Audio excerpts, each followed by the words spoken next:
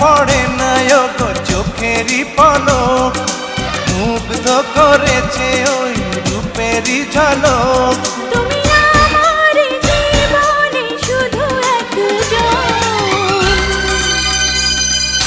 প্রেমেরই চাদরে আদরে আদরে রাখবো জড়িয়ে বুকেরই ভিতরে।